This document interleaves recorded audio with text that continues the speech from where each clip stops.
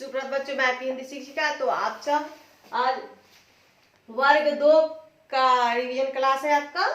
पाठ 11 मीठा मीठा बोल। इस पाठ में हम मीठे बोली के बारे में पढ़े थे कि हम मधुर वचन मीठा वचन बोल करके किसी के दिल को जीत सकते हैं। तो इसमें हम मिट्ठू खरगोश और हाथी दादा की कहानी पढ़े थे। उसमें एक लोमड़ी भी थी जो बहुत ही चालाक थी। तो वो जो थी मिट्ठू जो था वो मीठी मीठी बोली बोलता था और उसे हाथी दादा से क्या गुर लेना था। तो वो मीठे मीठे वाणी बोल करके अपनी बोली बोल करके हाथी दादा से गुर ले लिया। और लोमड़ी जो थी वो चालाकी दिखलाई तो उसके पूरे हाथ में चींटे काट लिए। तो कड़वी बोली की सजा लोमड़ी को मिली और मीठा मीठे बोली का फल जो है वो किसको मिला? मिट्ठू खरगोश को मिला। तो यहाँ पर आपका शब्दार्थ है। फिर से आप शब्दार्थ करा रहे हैं कि आपको ये बार बार अभ्यास करने से आपको याद हो जाएगा। गौर से ध्यान से दयालु जिसके मन में दया हो, प्रेम प्यार प्रसन्न खुश धमकाकर डराकर क्रोध गुस्सा धूर्त चालाक। यहाँ पर आपका मौखिक प्रश्न है। बाजार घूमने कौन निकला? तो बाजार घूमने मिट्ठू खरगोश निकला। मिट्ठू ने गुड़ क्यों नहीं चुराया? चोरी करना अच्छी बात नहीं होती है। यही सोचकर मिट्ठू ने गुड़ नहीं चुराया। आगे आपका प्रश्न है, हाथी दादा मिट्ठू से क्यों प्रसन्न थे? तो आपको मैं लिख देती हूँ कि हाथी दादा मिट्ठू से क्यों प्रसन्न थे। अगला आपका तीसरा प्रश्न होगा,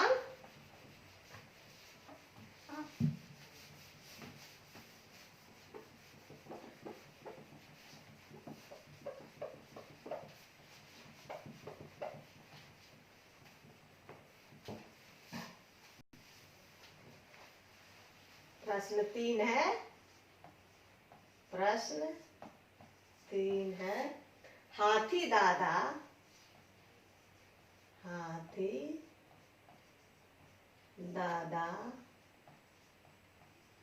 मिट्ठू से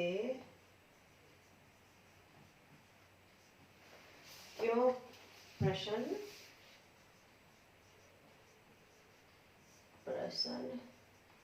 थे? तो हाथी दादा मिट्ठू से क्यों प्रसन्न हुए?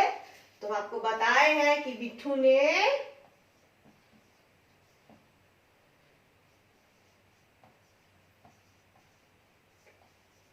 मिट्ठू हाथी दादा से मीठी वाणी में बात की, इसलिए मिट्ठू से हाथी दादा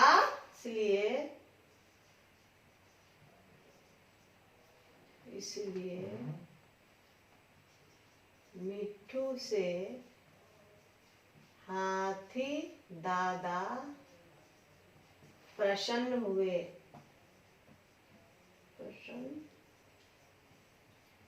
इन प्रश्नों का उत्तर मैं आपको पहले भी करा चुकी हूँ। आपका रिवीजन क्लास चल रहा है। तो जो भी आप पहले लिखे उसको भी याद करेंगे। इसको समझने के लिए आपको बार बार लिखाया जा रहा है ताकि आप को कोई दिक्कत नहीं हो। अब लोमड़ी को किस बात की सजा मिली? प्रश्न 4 है आपका। 4, लोमड़ी को किस बात की सजा लोमड़ी को किस बात की सजा मिली? सोचिए। आपको इस कहानी में कई बार बताया गया है कि लोमड़ी जो थी वो चालाक थी। वो हाथी दादा को धमका करके उससे क्या गुर लेना चाहती थी। लोमड़ी को कड़वी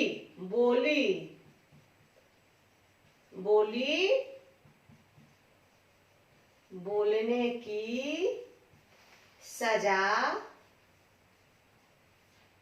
सजा मिली।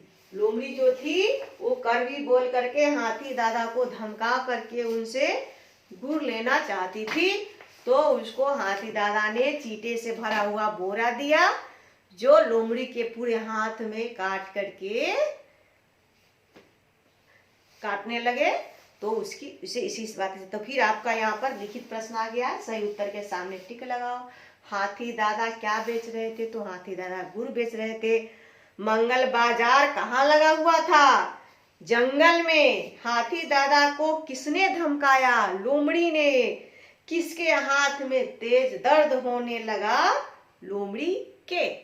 आपका प्रश्न है यहाँ पर, मिट्ठू ने गुड़ लेने के लिए क्या किया?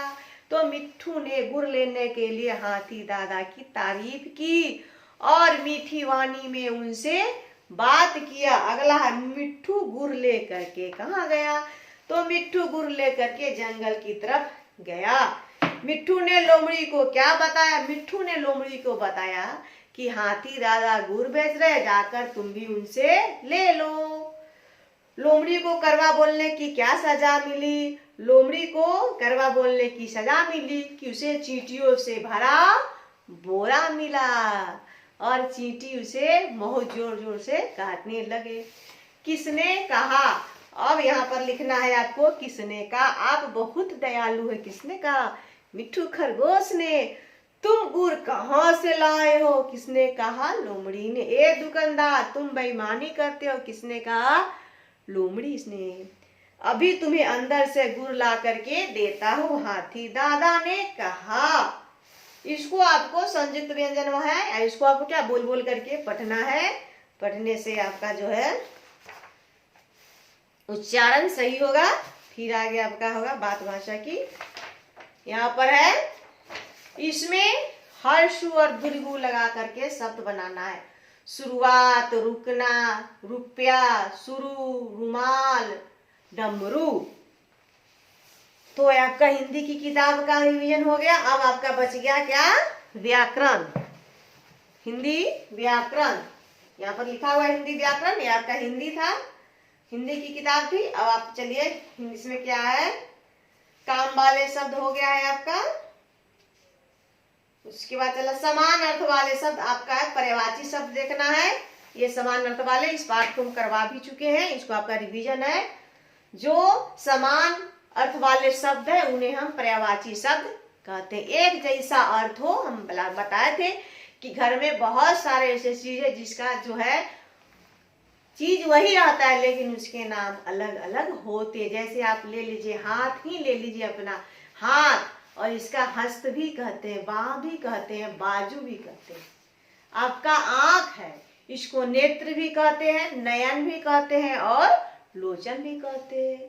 मुंह भी कहते हैं और मुख भी कहते हैं। नाक भी कहते हैं और नासिका भी कहते हैं। तो आपका अपने ही शरीर में जो एक ही चीज है उसका नाम जो है वो अलग अलग है। घर में आपके माता जी, मम्मी है, पापा है, तो उनके भी माँ, मम्मी, माता जी भी कहते हैं। माँ को जननी भी कहते हैं। तो इस तरह से ये है गया पर्यायवाची शब्द, यानी कि एक ही चीज है लेकिन उसके नाम जो है वो अलग अलग होते हैं। अर्थ एक होता है और नाम चांद है। चांद को चंद्रमा भी कहते हैं, चांद भी कहते हैं, शशि भी कहते हैं, सूर्य भी कहते हैं, भास्कर, रवि। तो इस तरह से आपका हो गया समान अर्थ वाले यानी कि पर्यायवाची शब्द। अब आपका इसमें है, सही समान अर्थ वाले शब्द पर टिक लगाइए। ये आपको देखिए, कमल का क्या होगा, इसमें से ढूंढना है। कमल का होगा क्या? नीरज। यहाँ पर टिक कर देना है। इस तरह से आपको टिक मार करके कॉपी में लिख लेना है। हवा का दिवस पवन, इसे टिक कर देना है। फूल का सुमन रवि, इसको टिक कर देना है। समझ गए? इसमें इस तरह से आपको कर देना है। फिर आपको यहाँ चित्र देखकर समान अर्थ वाले शब्द, जो चित्र है और एक समान अर्थ जो है वो आपको इसमें क्या है, इसके नीचे लिखना है। दूसरा नाम लिखना, पेड़ का वृक्ष लिखेंगे, सूरज का सूर्य, कमल का जलज, महिला का स्त्री, बादल का घन भी होगा, आंख का बताए नेत्र होगा, नयन होगा, लोचन होगा। तो इस तरह से आपका रिवीजन क्लास जो है वो समाप्त हो गया। फिर आपसे हम अगले कक्षा में मिलते हैं। तब तक के लिए आप इस चीज़ों को पढ़ें और जो भी आपका टेस्ट होता है उसको ध्यान पूर्वक दें और परीक्षा की तैयारी करें। धन्यवाद।